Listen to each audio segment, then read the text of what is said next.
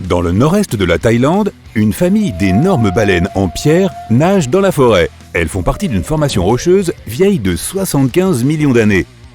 Il y a longtemps, cette partie de la Thaïlande n'était qu'un désert. Les mouvements de la croûte terrestre ont poussé le grès vers le haut pour créer ces montagnes fascinantes.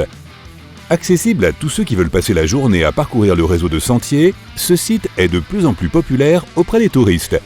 Une fois que tu auras atteint le dos d'une des baleines et que tu regarderas la mer infinie de verre qui s'étire en contrebas, tu comprendras pourquoi. Au détour de ces chemins, tu trouveras des cascades, une grande variété de plantes et d'animaux exotiques, et du haut de la colline, tu pourras même voir directement le pays voisin, le Laos. Les formes ressemblent à celles des baleines qui nagent ensemble. Pas étonnant que cet endroit s'appelle le Rocher des Trois Baleines. Quelle merveilleuse façon de voir la Thaïlande sur le dos d'une baleine géante en pierre. En creusant dans une mine canadienne en mars 2011, un ouvrier a fait une découverte incroyable. Il a trouvé un spécimen de nodosaure presque parfaitement préservé.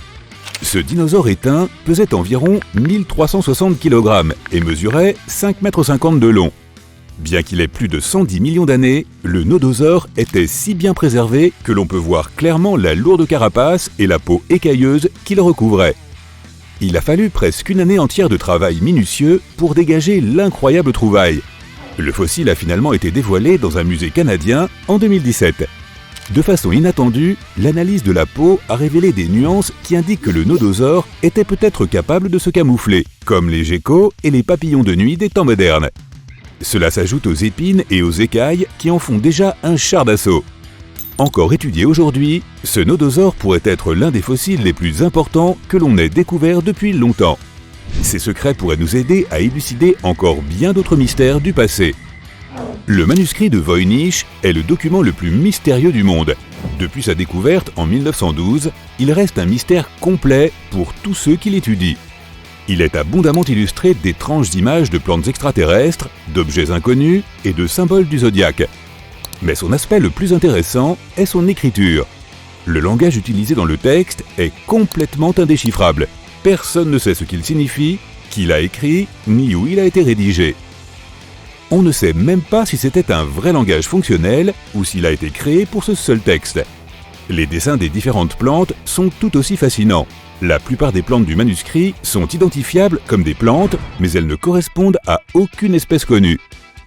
En Angleterre, un professeur de linguistique appliquée a affirmé avoir déchiffré certains des symboles du manuscrit, mais on n'a à ce jour pas réussi à trouver plus d'informations sur ce texte mystérieux.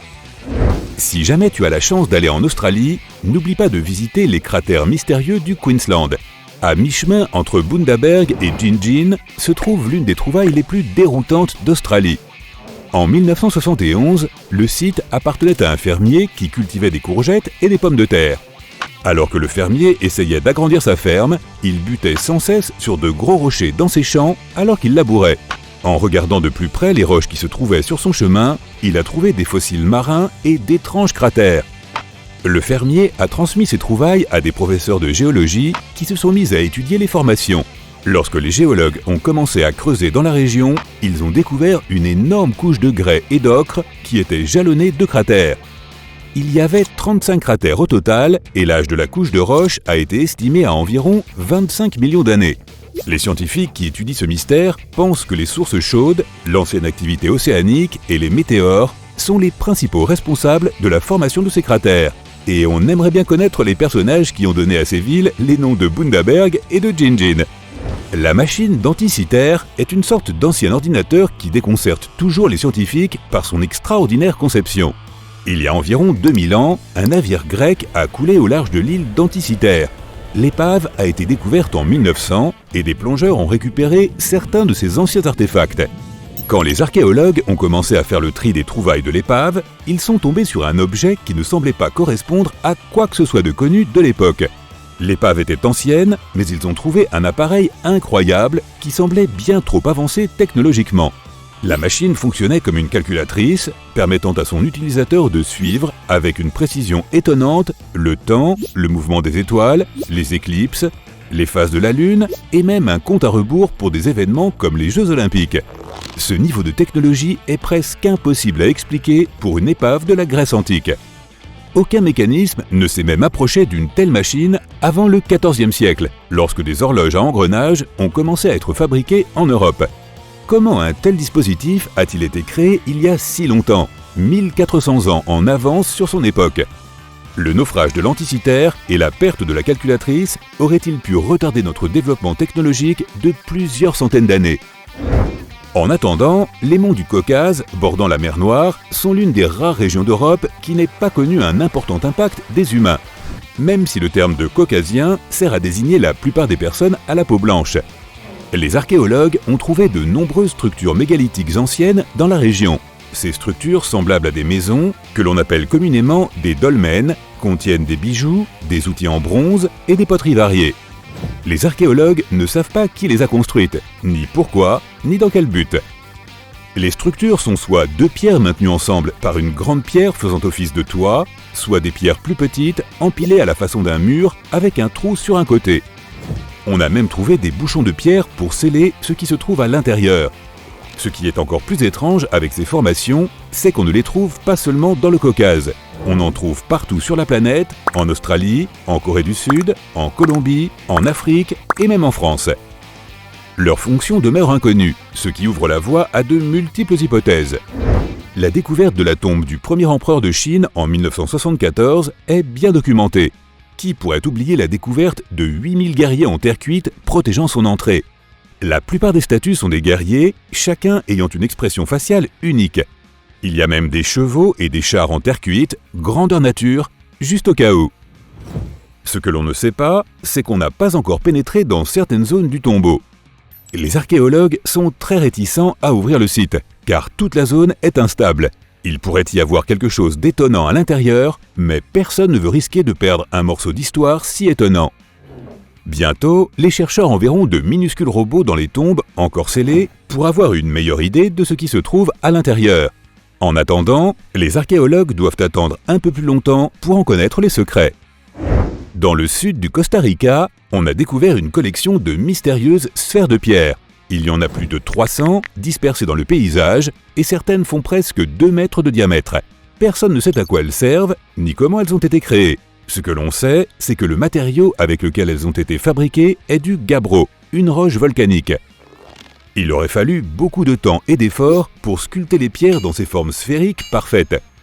Les chercheurs pensent qu'elles ont pu être fabriquées par une population aujourd'hui disparue qui n'aurait utilisé qu'à peine quelques outils. La théorie la plus crédible est qu'ils se sont servis de petites pierres pour ciseler les bords des rochers avant d'utiliser du sable pour lisser les faces.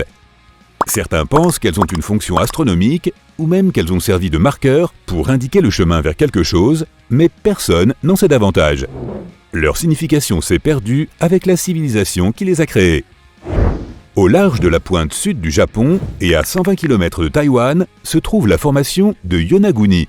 Un plongeur local a remarqué ces formations pour la première fois en 1986, alors qu'il cherchait de nouveaux sites de plongée pour y emmener les touristes. En voyant les grandes marches qui ressemblaient à une pyramide, il a cru découvrir une ville sous-marine. Certains archéologues pensent que les structures pourraient être les signes d'une civilisation légendaire du Pacifique, comme l'Atlantide, qui a disparu sous les vagues il y a des milliers d'années. Il y a aussi des marques sur la pierre suggérant un travail d'excavation. Certaines personnes ont même affirmé que des motifs d'humains et d'animaux avaient été gravés dans la pierre. Rien de tout cela n'est cependant étayé par des preuves tangibles. La plupart des experts pensent que la formation est naturelle et que la symétrie des roches a été exagérée. Elles ne sont pas aussi droites que ce qui a été rapporté et il semble que ce soit de la roche solide et naturelle plutôt que des blocs sculptés. En d'autres termes, la ressemblance avec une civilisation engloutie ne serait qu'une coïncidence. En Turquie, les archéologues pensaient avoir trouvé la plus ancienne architecture connue au monde, âgée de plus de 10 000 ans, selon les experts. Trouvés dans une zone qui abritait d'anciennes communautés agricoles, ces monolithes, qui pouvaient atteindre 5,50 m de haut, étaient probablement utilisés au cours de grands événements ou de rituels. Mais on ne sait pas grand-chose sur ces monolithes. Ces grandes structures de pierre semblent avoir une forme humaine avec des motifs d'animaux sculptés. Tout près, des chercheurs ont trouvé des traces d'habitation, ce qui suggère que ces étonnants monuments pourraient avoir marqué le début de l'avancée vers la civilisation moderne. Les artefacts de Kimbaya sont parmi les plus intéressants jamais découverts. Le plus curieux, c'est qu'ils ressemblent à des avions modernes. Ils ont une forme tellement aérodynamique que les scientifiques modernes pensent qu'ils pourraient avoir servi de maquette pour un avion fonctionnel. En 1994, 2 ingénieurs aéronautiques ont créé des modèles à plus grande échelle de ces artefacts. Ils ont prouvé que les modèles volent bel et bien avec un peu d'aide de nos moteurs modernes. Et ce qui est vraiment étonnant, c'est que ces objets ont peut-être des milliers d'années d'avance sur le premier avion des frères Wright. Encore un des mystères fascinants de notre monde.